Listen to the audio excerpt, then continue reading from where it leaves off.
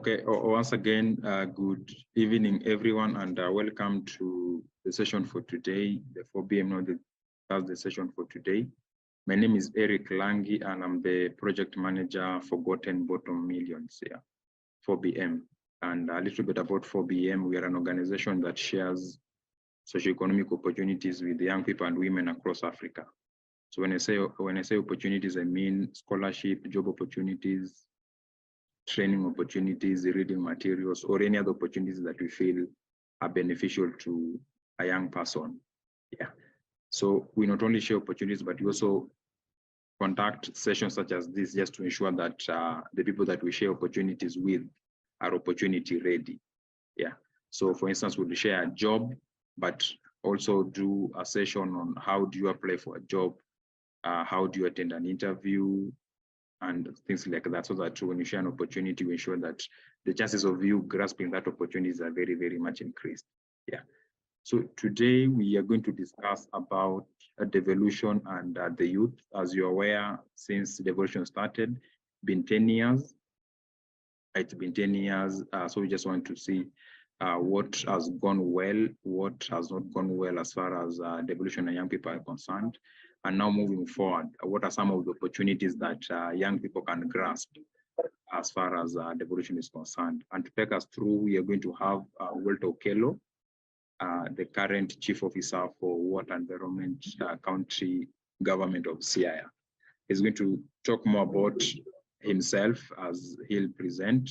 Then we are going to listen, and after that, we're going to have questions to ask. Yeah. So let me invite Walter Okello to take it up. Walter, karibu.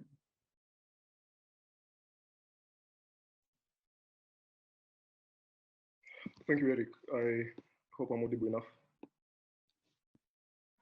Yes, we can hear you.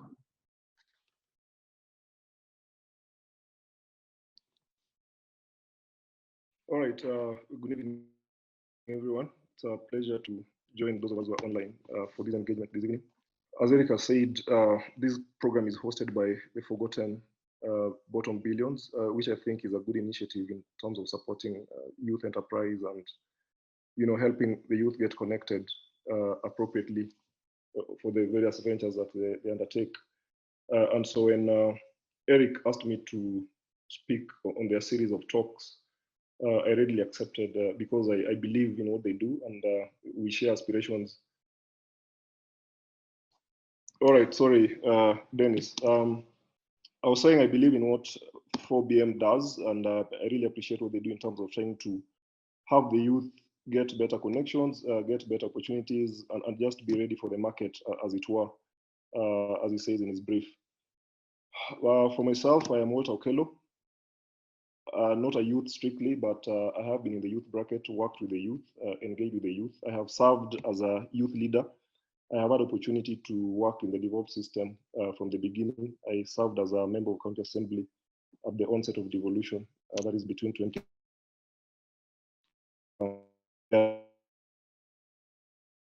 Up to now. Other than that, I've had several opportunities to engage with youth, youth in business, youth in enterprise.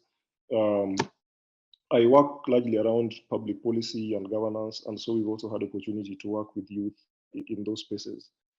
So for these purposes of this evening, I've recently founded what we're calling a Walter Okello mentorship program, which is basically a platform that serves to enhance connection for the young people in terms of liaison with the labor market, liaison with the business market, a mentorship program for particular cohorts that are in need. We have had opportunity of having networks both locally and across the globe, and we want to be able to share in those connections just to uplift the lot of the youth across the country and not just in our local context.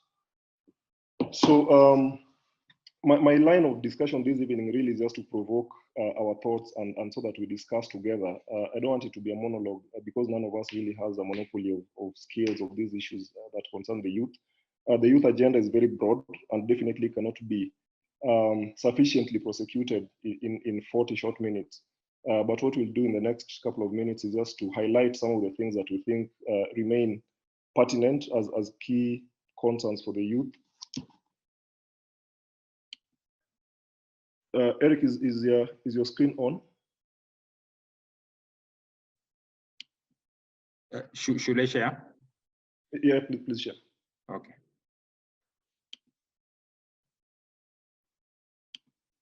Just confirm that you can see my screen. Yes, sir.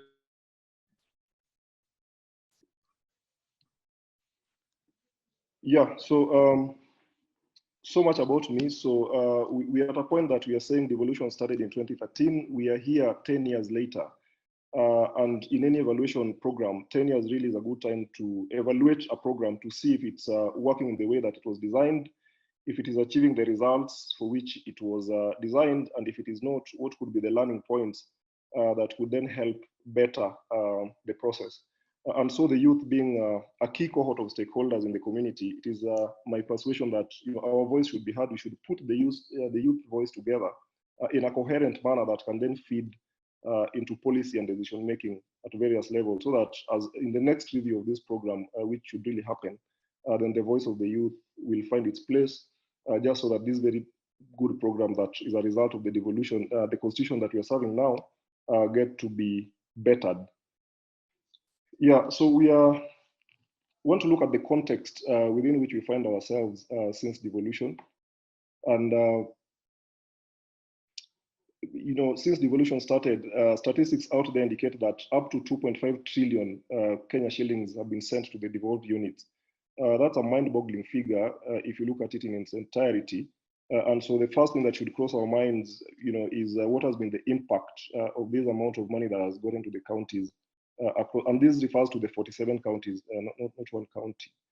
The youth make 35% of the population. So proportionately, if this was supposed to be distributed or shared for impact, then the youth would have, today be looking at impact of across the country.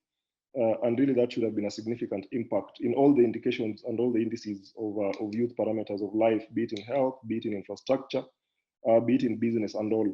So it is important that we have that in the back of our minds, that we are looking at a whooping 25 trillion shillings that have come down vis-a-vis the impact that is visible and the impact that is envisioned. Again, just to see how Kenya does in terms of youth empowerment and programs, we looked at a 2020 Global Youth Development Index, which in a nutshell measures the status of young people around the world on, among other things, provision of education in terms of quality, in terms of access, employment. And when we talk about employment, it's a wide topic, very broad. And so there you find ease of access to employment, quality of employment, sustainability of employment. It also looks at health and the various indices around health, access to good healthcare, and what is important for the youth. It looks at equality and inclusion. It looks at peace and security, as well as political and civic participation. So when all these are measured, sometimes in 2020, globally, Kenya ranked at position 139 out of 181 in terms of support and structures for the youth. So that really is not a very good picture where we stand, and there's not been much deviation from what was there in 2020. So for context, it's important that we appreciate where we are as a country and what needs to be done. Going forward, we want to highlight some of the key concerns for the youth. Of course, these are known to us, but it's important that we mention. One of the key concerns for the youth generally is about the labor market. There's high level of youth unemployment, as we're all aware. Together with that is what is called underemployment, where you seem to be in employment, but of course the returns and the value of employment is not what it ought to be. There's what is called vulnerable employment. We also have high level of labor migration among the youth. But worth noting, of course, is the fact that we have huge shortage of skills in ICT. The globe that we live in today, as we'll see later on in the presentation, is largely ICT based. And so when there's shortage of skills, and by skills I mean skills that can be converted into livelihood channel, not just the basic skills of being able to dial a phone and go into Facebook and go into social media, but being able to convert ICT skills, and match them with the desires of the world in terms of employability and resourcefulness. Again, we also have elements of skills mismatch between what is required and the skills that you acquire either through the educational training in the various aspects. Another key concern over time has been issue of access to resource. Youth lack collaterals that are able to enable them access bank support or funding from financial institutions, and so accessing loans and capitation becomes a problem. There are health-related challenges, and that also includes access to health, timely healthcare, quality healthcare, the cost of healthcare, which in some cases become prohibitive for many of the youth out there. There are challenges that out of school youth face, including vulnerabilities and insecurities that come with being out of protection of school. There's low participation in agricultural and economic activities. It's been stated out there that the next lot of millionaires and billionaires across Africa and across the globe are going to come from agriculture, given that the other sectors are quickly getting depleted and getting exhausted. Yet it is evident that majority of our youth do not participate in agricultural and economic activities. So that remains, a sore problem that is outstanding. We have social issues. These include, but are not limited to, early and unintended pregnancies, crime and defiant behavior, as well as drug use and substance abuse. So we're just mentioning this so that we jointly appreciate what the concerns for the youth are and what really the government and governments at the two levels should be putting their minds to. And together with that are what we call societal and environmental challenges and concerns. What is the extent of participation in economic and political spheres? We find out that there's a bit of limitation in terms of access to safe public spaces in our urban areas, in our homes, in our towns, and the people that really need much of these public spaces, a place that you can just hang out and do yourself, do you as the youth say. There's a limitation in that. Currently, we have this conversation going on in the country about housing. Again, the people that are most affected are young people who will need housing as people transit to urban areas, as people get out of schools and you want to start a family, you want to settle down and do all that. So one of the things that youth encounter is limited and poor housing. Yeah, and of course, access to information is a challenge, as you said earlier. And then there are also instances of sexual and gender-based violence that youth face. Currently, then we also have climatic conditions, and we are battling issues of climate change at country and at national level and at the global level as well.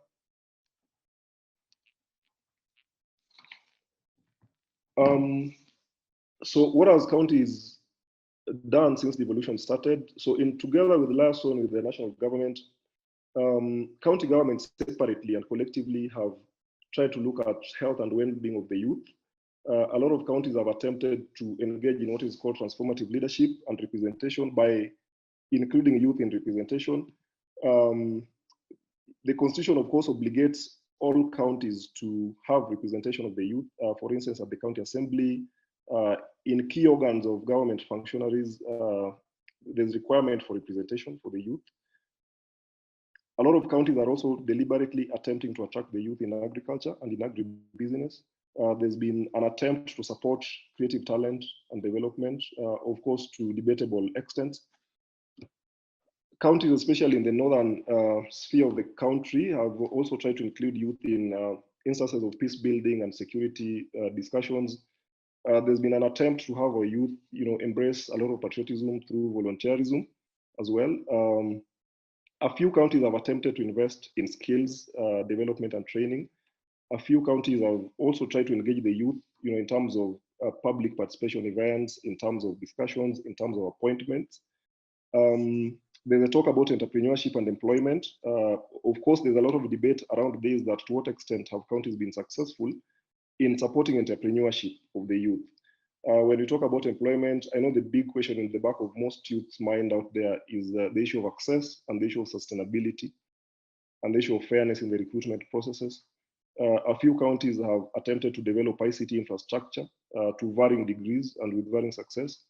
Of course, right now, discussions around climatic sustainability and climate change adaptation and mitigation measures involve the youth as a matter of priority. There have been several anti-drug abuse campaigns And some counties also that have the danger of radicalization have also involved the youth, in just trying to avoid extremism. And then, of course, there's also the bit of social inclusion for the youth. So these are highlights of some of the attempts that counties have made in terms of programs and projects to include the youth and have some impact over the years. So those are generalities, but some of now the specific actions that could have impact. There's the big question of 30% access to government procurement opportunity. Of course, this was started some times back, and for some of us who are in the first lot of assemblies, especially like in Siaya, one of the things that we tried to do was to domesticate the AGPO rule so that we have a county-specific policy and framework that would then support or guide the implementation of the 30% access to government procurement opportunities. It is a requirement by Public Procurement Regulatory Authority. The extent to which it has been implemented, of course, remains one of the things that we think should be listed as an opportunity going forward. In my assessment, it's not been very successful. Looking at the data out there, looking at the impact, looking at the financials. So much as counties have tried to comply with this at procurement level, we find that at implementation, there are lots of gaps, perhaps due to other inherent issues that we may look at going forward. Some counties have undertaken youth behavior change trainings. Of course, as we see, there's a lot of vulnerability for young people in terms of peer pressure, environmental influences, and so the susceptibility of youth to get into sometimes deviant behavior becomes high. So counties have intentionally, undertaken some of those trainings, which are commendable. A number of youths also have been engaged in environmental conservation exercises, tree planting, for instance, in schools, in institutions, in public spaces, largely undertaken by young people. A lot of counties are also deliberately running bursary schemes, much as bursary itself is not a devolved function because it doesn't fall as such as defined in the 4th schedule of the Constitution. But many counties, if not all, today have bursary schemes because of the level of need to support education across the country. Counties are also actively involved in offering internship opportunities. I am aware that Siaya County, for instance, is currently working on an HR policy so that it is not just normal attachment for the students in institutions, but also for those who have recently graduated, the graduate students, then have opportunity for quality internship. And by quality, I mean that we have internship that is properly exposes the graduates to work environment and not just whiling away time to fulfill the 3 months attachment as usually happens. And of course, it should come with some payment so that the students are properly or the young graduates are properly remunerated for the service that they offer. So I believe Siaya will have a model HR policy that could then be replicated across the country among other counties. Development of sport infrastructure, particularly stadium, is one of the scores that some counties have achieved for the youth.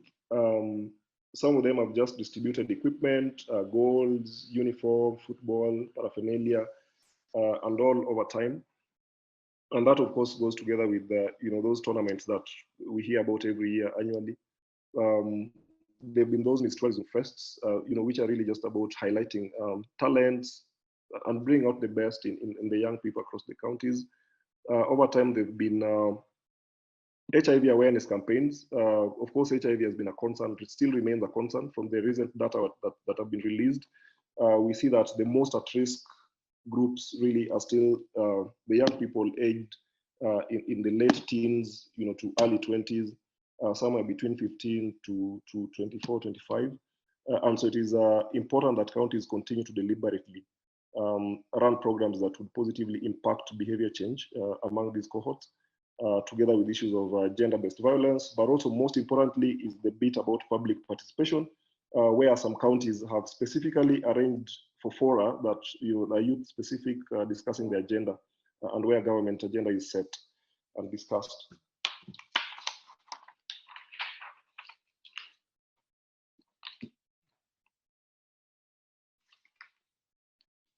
Yeah, so some of the gaps that continue to ensue that need to be addressed. One is inadequate access to information. Most young people out there, really, if you ask them what the county governments are doing, would be at pains to explain. Sorry, I can see Bellamy, your hand is up. May I request that we finish in a moment, then we will take the questions, unless it is a burning interjection. Bellamy, Ondieg. All right, so some of the gaps that continue to ensue include access to information. And this information could be real-time information, could be information about events, about activities, about employment opportunities, about business opportunities in the county. Some of them are posted in websites that the youth are not able to access. And so the question of access to information remains a big issue. And in this, we discuss about the rural youth, the urban youth. If, for instance, I'm a youth somewhere down in Kitui, what arrangements is the county government making to ensure that if there's information, then it can reach me? And in the same regard, then the onus is also upon us as young people to address ourselves to how do we access information? How do we source for information? How do we strategically position ourselves to be able to access the critical information that could be emerging from time to time from government, because that then would be the only source for us to engage. If government perhaps calls for public participation, do we get this information in good time to interrogate it and to make it in a form that we can consume and make sense of? Second to that is the issue of capitation and financing. Of course, we had mentioned earlier that lack of collaterals, lack of financial history, lack of bank accounts and all that becomes a big challenge for the youth. It is our considered finding that the counties could intentionally support and avail funding, one, through creation of funds, localized funds that are able to support the youth, but two, also to just support, be able to secure funding. For instance, when we were in the county assembly, we worked an arrangement where if youth got tenders under the 30% AGPO arrangement, then the county government would stand guarantee, would guarantee that once this is done and paid, then the bank would recoup their money from such arrangement. So those are some of the ideas that we believe should be explored to support youth financing. The third issue, of course, is the matter of access to markets. We believe that the youth out there have some skills that can be scaled into financial channels, skills that can then be converted. So there are plumbers out there, the people who are in the electrical works, there are carpenters out there. But how do we then convert these skills in a way that would access market and become source of livelihood for the youth, while at the same time also impacting positively on the GDPs of the counties where these people are domiciled? So yeah, those are some of the gaps. On the 30% AGPO, we have highlighted some of the inefficiencies. We find out that in some counties, much of the program is being run as AGPO, but it is also people who are way beyond that age group who then register companies in their names, in the names of their associates. And so the real youth who are supposed to be impacted by these kind of programs still end up missing out. So that is a gap that we believe our counties across the country are able to address themselves to by putting more stringent measures, supporting the youth intentionally by making the markets accessible, making financing accessible, and supporting them through all sorts of affirmative action to be able to access the AGPO so that their lives are impacted as was initially designed by the designers of this law. Yeah, so those are some of the gaps that we want to highlight this evening. So we're asking ourselves, so then having identified those gaps, so what needs to be done? In the area of youth empowerment participation, we believe that there should be more volunteerism in a manner that is structured so that the youth out there have a way of getting involved. If, for instance, like myself, I work in the water sector, there are many youth out there who have skills and have potential, and water is a big problem in this county, for instance, as it could be elsewhere. So we should have a mechanism where people with skills and with capacities are able to volunteer their skills and are able to volunteer their time in a manner that positively impacts service delivery, support service delivery to the county, allows them to be involved, thereby exposing them to potential recruitment, but also at the same time also supporting community, and so being community volunteers.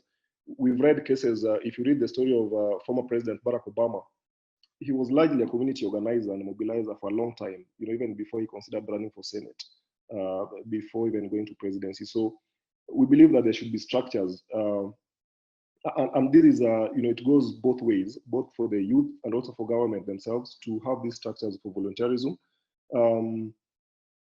We are looking at environmental conservation and management. These are areas that the youth can come in either as organized groups or as individuals, just to plug in and be part. Mentorship and coaching programs, we find that our governments have not really put structures in place enough so that there's good and adequate mentorship programs for our youth. We have a huge lot and huge potential of our youth in the road and transport sector. There should be adequate frameworks in terms of safety initiatives, in terms of education, in terms of organizing that cohort of youth so that they're more productive and they're seen as a serious cog in our socio-economic system. Because people can't move without transport. Businesses cannot run without transport. And so we should not look at, for instance, the border sector as a peripheral outfit in the scheme of things, but we should look at them as an important addition in running the economy, and so have proper initiatives and proper arrangement to have them included. Together with that, then we also think that we could be proposing youth exchange programs across the counties. We could have inter-county exchange programs. If one county like Kisii that does very well in agriculture, could exchange with Busia or Kakamega or Turkana, for instance, where they do other things and specialize in other things, then we think this could then move a long way in terms of encouraging cohesion and also just encouraging creativity and a sense of responsibility among the youth. Yeah, the other point is about youth partnerships and stakeholder engagement.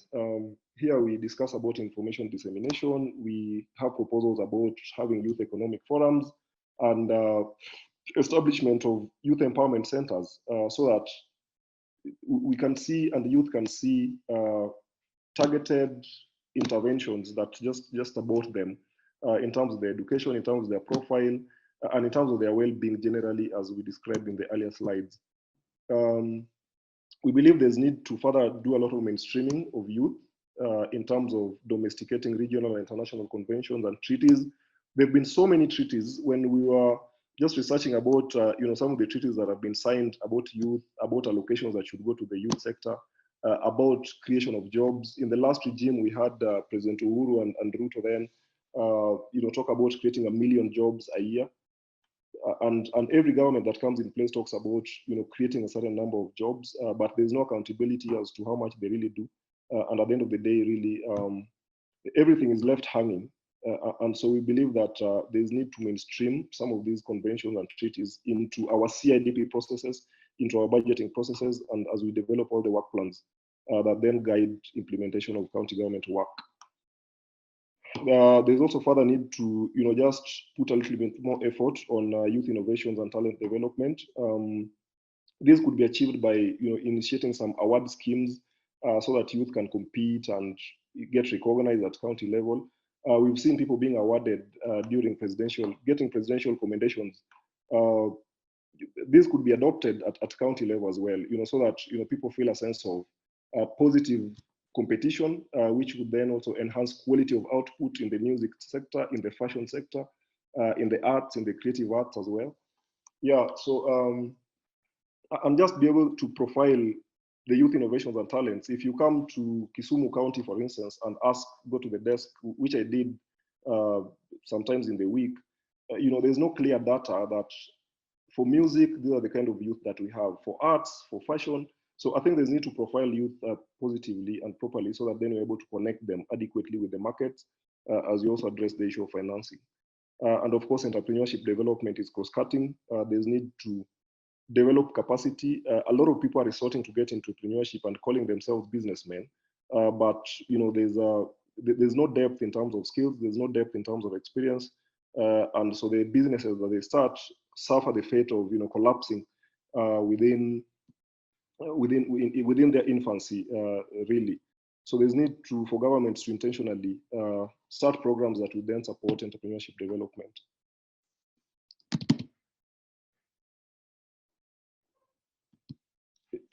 Yeah, so those are some of the things that we believe should be done.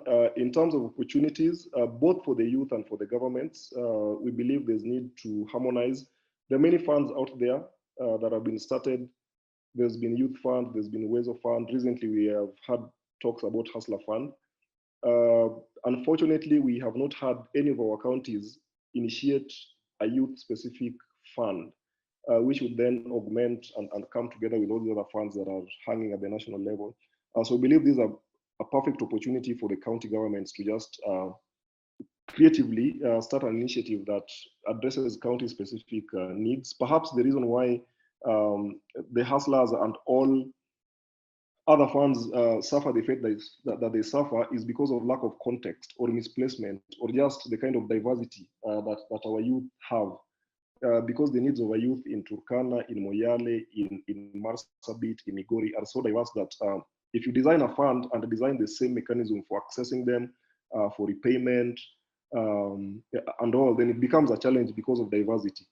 And so it is important that counties could tailor county and context specific kitties that would then address specifically, for instance, in counties that are agricultural, you design a fund that would then support agriculture in terms of farm input, in terms of land leases, in terms of accessing market, and so on and so forth. Sia County, for instance, where part of the economy and the focus right now is really agriculture. With its diversity, it is important that we have a fund that can support youth who are in the fish market, in the fish industry, people in livestock, people in sugarcane farming, in horticulture, and also we believe this is an idea that policy formulators and people in development can pick up. We have mentioned about internship framework. This is an opportunity that both counties and national government can further work on, have these embedded in our budget system so that a certain amount of money is allocated for internship, because this then goes a long way in terms of supporting skills and then just developing the skills and the potential of the youth across. One of the major budget items in most counties has to do with road construction and road maintenance. We believe counties should adopt a multi kind of approach that also entails a labor-based road construction approach, so that it's not just machine-based. If you integrate it with labor, then of course you're creating employment opportunities for the many youth, including those that may not be ready for white-collar jobs.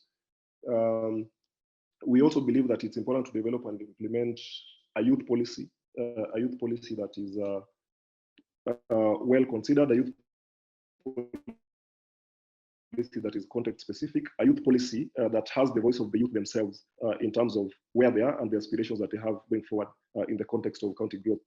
Again, it is important to involve the youth in climate change and adaptation, as well as mitigation programs. These are global concern currently. There are lots of opportunities for funding and opportunities for engagement for the youth. And so it is an encouragement both for the government and for the youth themselves to creatively plug into this emerging sector of the economy. I have talked about the need to organize the border as part of the transport safety initiative, but also as just part of the informal sector that contributes hugely to the GDP of the counties, so that we harness that potential and look at them as a resource and not as a liability. There's a talk about the gig economy. Right now people are making millions in YouTube, people are making millions in TikTok, in WhatsApp, and all.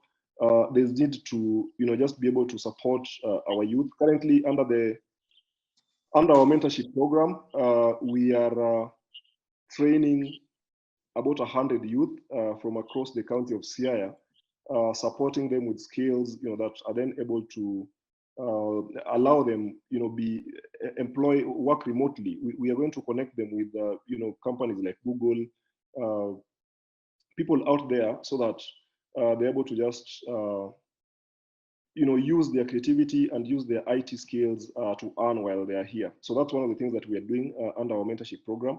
And we believe that counties could learn from us. We could share our templates so that our youth then explore and exploit the opportunities that are there globally, even without having to get into a plane.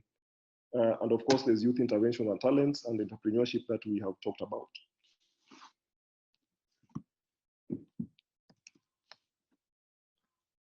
Yeah, so as I finish, so what are some of the things that the youth themselves should do? Of course, there's the need to reach out and get involved. If you stay at home and just close yourself in and say that the county government is not working, nothing is working for me, definitely nothing will work for you. But if you reach out and get involved through engagements like the one that we're having today, through discussions that the open discussions that people have during public participation, through writing, through knocking on these doors and just getting involved, reading the CIDPs, reading the budget documents, and asking questions about accountability and about transparency and about wanting to see impact, then definitely we may see a difference. It's also important that we have a mind shift, avoid misconceptions and fears about doing business with the county government. People say that ukifanya biashara in a county, you will never get paid. And the other factor, of course, is that government is the biggest business partner that you can ever find.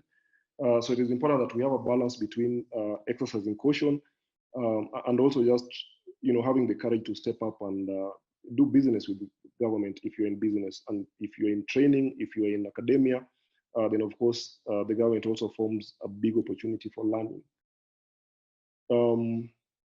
It's so important to engage in business readiness activities. Like Eric said, there are a number of organizations that support training, that support capacity building in terms of bookkeeping, in terms of business growth, and just writing plans that you can then scale up. And of course, innovation and diversity then becomes an issue. So for purpose of our discussion tonight, those are some of the areas that we thought we should talk about in terms of provoking thought. As I said earlier, this is not about a lecture, this is not a workshop. What we intended to have is to provoke our thoughts, have a conversation about the youth agenda, appreciate that it is our taxes that run the systems, and so it is incumbent upon us to get involved and to have a conversation and to give feedback from time to time. And so Eric, at that point then, I may want to get it back to you to just see if there could be a few reactions, a few questions, a few additional thoughts before we wrap it up. Thank you. Eric? Okay, thank you, Walter, for that wonderful presentation. And now we open the floor for a few reaction or questions or additions. You can either unmute and talk or use the chat. Yes, go ahead. Hello. Yes, Janet. Oh, thank you so much, Eric, and the presenter. I really want to appreciate the bit I was able to capture. I have two questions that I want to put across to the presenter. I come from the world of academia, and I heard him talk on many areas of interaction that they are having with youth. I want to appreciate that every county actually has a university. Maybe specifically Siaya County, if they would tell us what is it that they are doing specifically with the university setup, more so the university in their region. That is one, the university. And when I say the university, I mean the youth in the university. What is it that they have put in place for the youth in the university specifically? Two, I heard him say that they have a population of 100 youth that they are working with. In my very humble view, that to me is a very little sample for Siaya County. How was this 100 number sampled? And is it possible that they can think of enlarging that number from 100 to a little better sample so that a big perspective of the youth can be reached? Thank you. Okay, thank you, Janet. Probably, Walter, you could respond to that before we take the next question. Thank you, Janet, for that feedback. It confirms that I was not speaking to myself, on a light note, that is. I'll start with your second question. Really, what I meant by the 100 that we're working with, as I mentioned earlier in my introduction, that I have recently founded what is called